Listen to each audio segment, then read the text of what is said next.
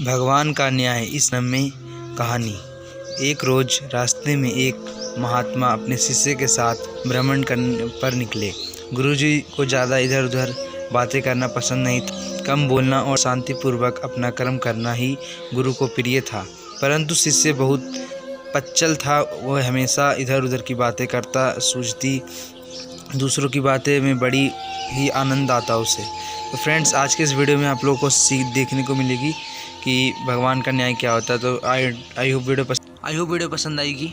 चलते हुए जब वो तालाब से होकर गुजर रहे थे तो उन्होंने देखा कि धीवर नदी में एक जाल डाले हुए है। शिष्य यह सब देख खड़ा हो गया और धीवर को अहिंसा परमो धर्म का उपदेश देने लगा।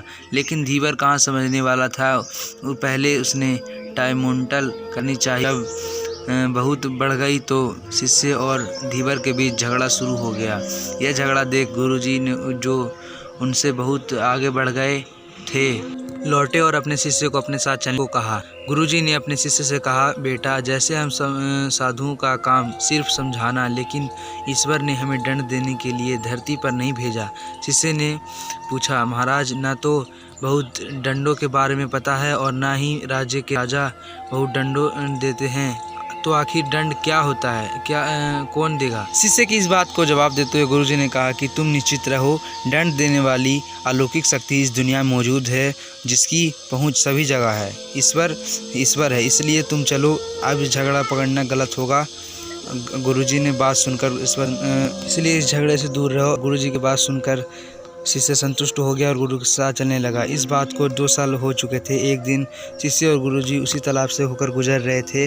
अब 2 साल पहले की बात, धीवर नदी की घटना भूल चुका था। उन्होंने देखा कि एक कुटियाल सा बहुत कष्ट में था और हजारों चींटियां उसे खा रही थी। तो नोच के खा रही थी। उसका हृदय पिघल गया। गुरुजी ने उसको छुड़ाने गया तो गुरुजी ने उसको पकड़ लिया और उसको कहा, कर्म को कब हल भोगने दो। तुम रोकना चाहोगे तब भी ये दुख दूर नहीं हो पाएगा, क्योंकि इसके कर्मों का फल है, इसे भोगना ही पड़ेगा। तो फ्रेंड्स, इस वीडियो में एंड तक देखना, क्या होता है आगे तो आपको जानने को मिलेगा। तो देखते हैं आगे क्या है। तो शिष्य ने गुरुजी से पूछा, इसमें कौन सा कर्म किया है जो इसका दुरुपयोग यह फंस गया है? यानी कि पूछा कि सर्प ने ऐसा कौन सा काम किया जिसको इसे सजा मिली है? तो गुरु महाराज ने बोला, यह धीवर था है, जिसे तुम पिछले वर्ष की इसी स्थान पर एक मछली न मारने का उपदेश दे रहे थे और वह तुम्हारे साथ लड़ने लगा। आगे बबूला हो गया। वह मछलियाँ चींटी है और नोच कर खा रही है। गुरु की इस बात को सुनकर शिष्य आश्चर्य से विचित्र न्याय है। गुरुजी ने कहा, इस अलौकिक स्वर्ग नरक के दृश्य में मौजूद हर क्षण इस पर न्याय के मिल रहा है। इसलिए चाहे तुम्हारे कर्म शुभ हो या अशुभ, फल तुम्हें भोगना ही पड़ेगा। इसलिए वेद भागवत उपदेश दे रहे हैं, अपने कर्म सदैव अच्छा करो, विचार के तुमने क्या किया है, क्योंकि भोगना और झूठ में भोगना ही पड़ेगा। तो अपने खेत हमेशा अच्छे कर्म को बढ़ोतरी, क्योंकि तुम्हारे अच्छे कर्म का परिणाम सुखद रूप में मिलेगा और उतना इसका उल्टा ही तुम्हारे दुखों का परिणाम बहुत ही दुखद होगा।